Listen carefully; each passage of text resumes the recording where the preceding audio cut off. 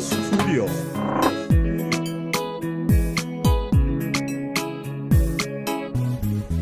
Akamibe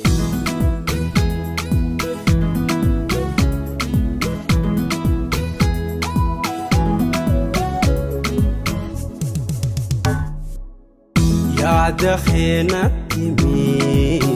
anis ko tinsihima ya dakhena timi anis ko tinsihima gargarna basi sinega ya dakhe amuma gargarna basi sinega ya dakhe amuma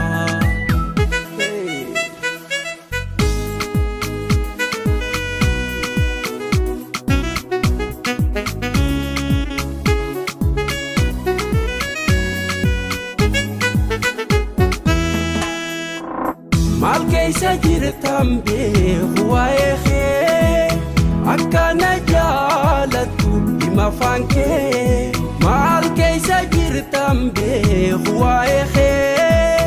akana jalatu imafanke irra wallale kamin si amanu mojalli se waqatul si akhanu irra wallale kamin si amanu mojalli se rabbi tol si akhanu jalalan hinkosin ifto adu kaisa kho werarte nakusadu ali khun simbasu sirefadu ali khun simbasu sirefadu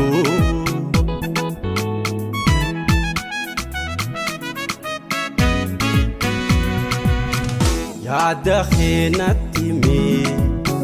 anis ko tinsihima ya dakhena timi anis ko tinsihima gargarna basi sinega ya dakhe amuma gargarna basi sinega ya dakhe amuma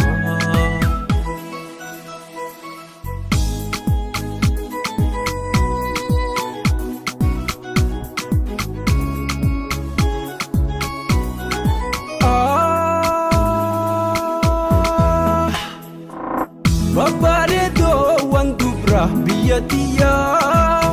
ansif jaja iraifu ruhiya Babaredo wanetu biyatiya ansif jaja iraifu ruhiya waadah jalalanti bugamakhiyan taetu man sega khobatiya waadah jalalanti Makhiyan taetu man sega khobatiya la lugar borom titi buntu me khotuna simale nantatu tiya suma simalem barbadu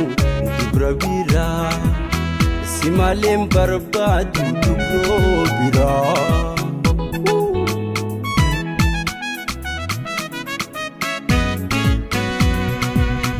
Ya tanin hokuhawu ziyadata anugayu Ya tanin hokuhawu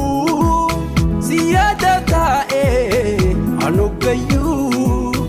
Rufuf jira guyani nansirkade fagenyi wa nagode odabahu Rufuf jira guyani nansirkade fagenyi wa nagode hijabahu